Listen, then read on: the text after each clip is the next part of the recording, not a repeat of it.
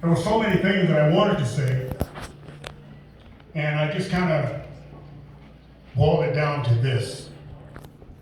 As a young boy in Houston, Texas, the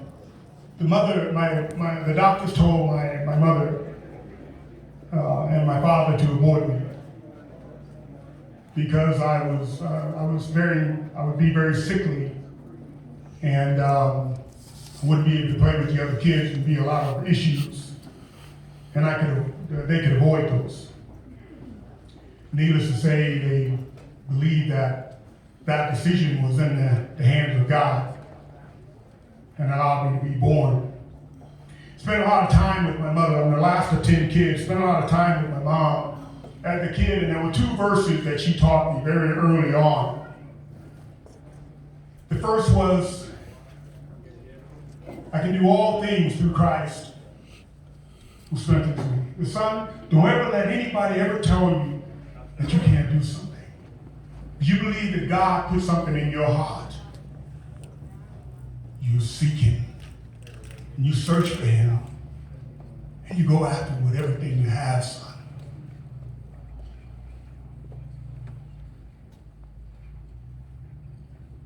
The next one was, if God be for you, who can be against you? And those verses I took in life with me. And I remember at 12 years old, just to move it forward, I remember at 12 years old, my whole life began to come apart. My dad left my mom, and my brother Grady was killed in an automobile accident about 6 months later, who had came home to really try and help my mom. Mom was working 2 and 3 jobs, trying to make it, trying to figure it out. And there I am at 12 years old, and I'm thinking, life isn't fair. It just isn't fair. I'm looking at my mom, she's doing everything she can to make this marriage work, and it just doesn't happen. And I look at my brother Grady, who came back home trying to do the right thing to help my mom financially, and he's gone 6 months later. Sometimes you begin to wonder, where is God? And I made a decision right after the funeral, my brother's funeral. I came back home and I'm walking around in the kitchen. And my mom knew me very well. She said, son, I want you to sit down. I need to talk to you about this thing called life. She said, son, I want you to know that after 10 kids and over 30 years of marriage, and that doesn't work, son, your heart just rips out. And I hope you never have a child die before you. It's unexplicable, son. But when I look at you, there is something very special about you. There is something very special in you. I knew it when you were born. Greatness is in you, son. Greatness. I knew it, I see it, but you gotta believe it. And if you quit now, you got no chance. She asked me a question that changed my life right after that. She said, son, I want to know. I know it isn't fair. You're 12 years old. But I need to know if you can be the man of the house. I thought, Mom, this is a bad decision. I've already made up my mind. I got a plan. But when I looked in her eyes, I saw that she really believed in me. When was the last time you had someone look you in the eye and really believe in you? It's powerful. I remember that same day walking into my room and getting out a sheet of paper and writing out my vision statement. And it sounded like this. Find a way to get a scholarship to go to college. Get my degree. Become an All-American. Get drafted and go to the NFL. Buy my mom a house and take care of her for the rest of her life. Go to the Super Bowl. Become an All-Pro. Own my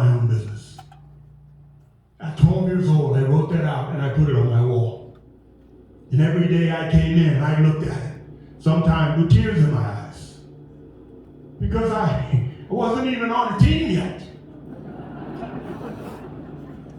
I still had to beg my mom to let me play. And I remember finally she said, son, I'll let you play if you promise not to get hurt. And I looked at her and I said, Mom, I won't get hurt, I promise. In every game, I could not get hurt. I could not stay on the ground. She'll be jumping over the fence. But I look back on those times, and one by one, I began to go down that road, began to go down that line. I kept crossing them all. Finally, I'm in the biggest game of my life. Chicago Bears. We're in the Super Bowl. I'm standing on the field and we're holding hands and we're in New Orleans. I'm looking at those huge doors and they're about to open. And I'm standing there.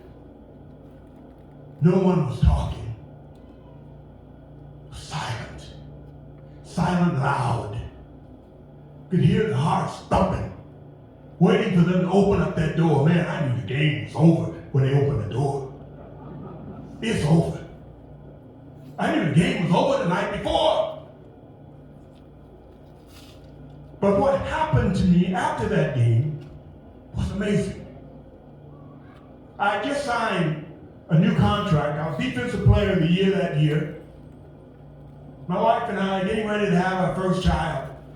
And after that game, just as the confetti is coming out of the ceiling, I'm walking around and everybody's coming up to me and saying, Mike, this is a magical year, man. Isn't this the greatest day of your life? And I'm thinking, what's wrong here? I'm angry. I'm fearful. I'm lonely. And this is the Super Bowl right after the game.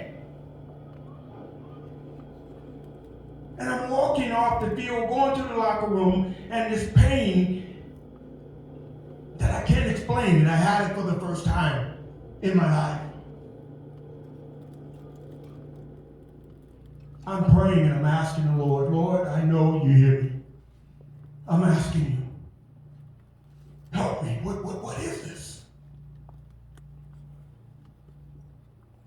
Small voice in my spirit.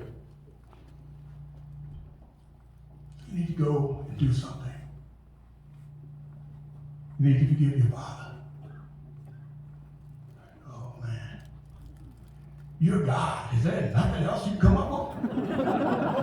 I mean, why do I have to go and forgive him? I mean, I haven't talked to him in years. I don't need to talk to him. I don't need to be around him. He left us. He jumped on my mom. He jumped on us. I mean, it was fearful in the house. Why do I have to talk to him? Why do I have to forgive him? I said, Mike, do you love me? Yes, sir, you know I do. Then obey me. I go home and I'm wrestling with it, but I know I have to do it. I'm looking at the phone. And I make a deal and say, Lord, I'm going to pick up the phone, I'm going to call him. If he doesn't answer on the first call, I've done my job. I call him, he picks up the phone. Hello. Dad, this is your son, Mike. And I'm really thinking I'm doing something really special. This is your son, Mike, your baby boy, and I just want to tell you, Dad, that I forgive you. He says, forgive me for what? I mean, what? Forgive me? For what, son? I put a roof over your head. I put food on the table. Put clothes on your back. What else is there? Needless to say, for the hour to 2 hours, we screamed, we cried. But when I hung up that phone, I knew for the first time in my life something broke. Shortly after that, I went to Houston. I sat down with my dad and we began to work on our relationship. He just sat there and I asked him all kinds of questions. Dad, why did you leave? Dad, why did you hit Mom? Dad, why did you do a better job? Dad, why didn't you sit us down and tell us that you loved us? Why didn't you do, I was just on it. And he just sat there and he answered every question. Finally, I asked him, I said, Dad, I'm your son, and I know I'm a lot like you. Help me to not make the same mistakes as you. What do I do? I'm your son. Tell me, what do I do? And he just began to tell me some of the things that he did, some of the mistakes that he made. To make a long story short, we became good friends. I began to understand that he gave me all that he had. He didn't have any tools. He left home himself at 13 years old. Got married when he was 15. Had 10 kids before he even looked around, before he could even blink. So, son, I just did not know. I wish I could have done a better job, but I didn't have the tools. Now I look at that,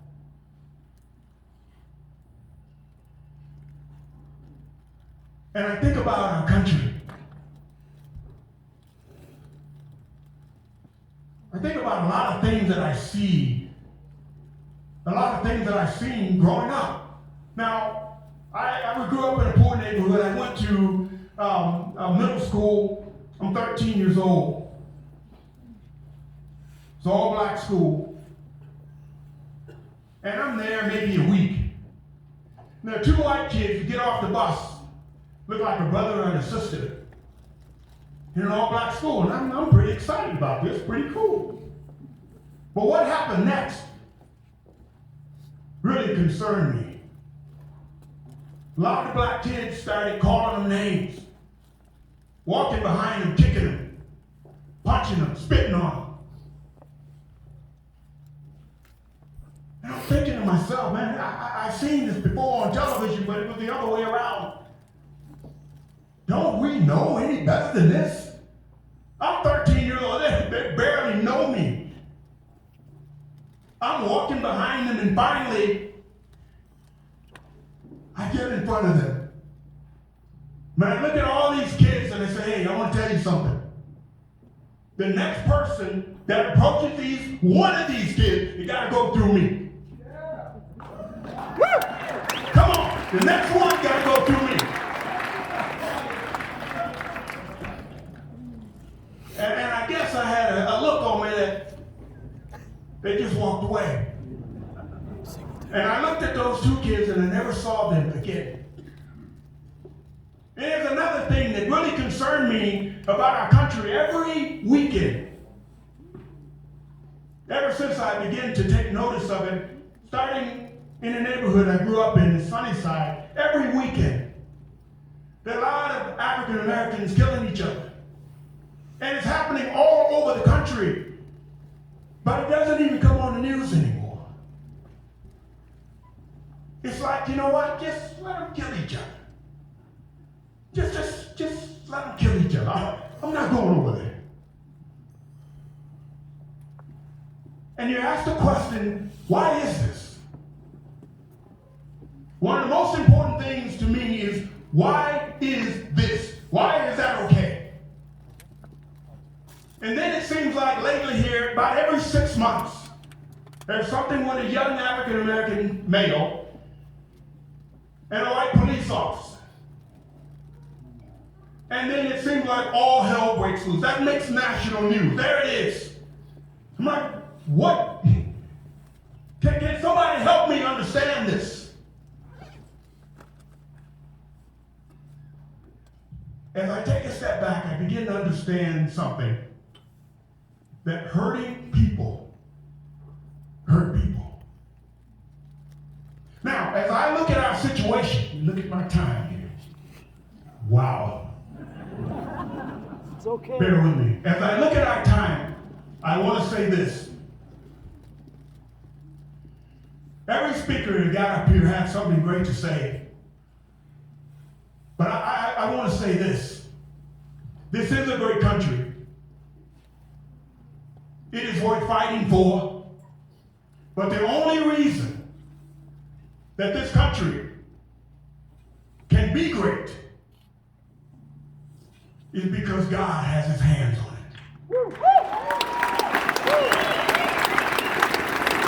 And I want to say this. There are some solutions that are out there.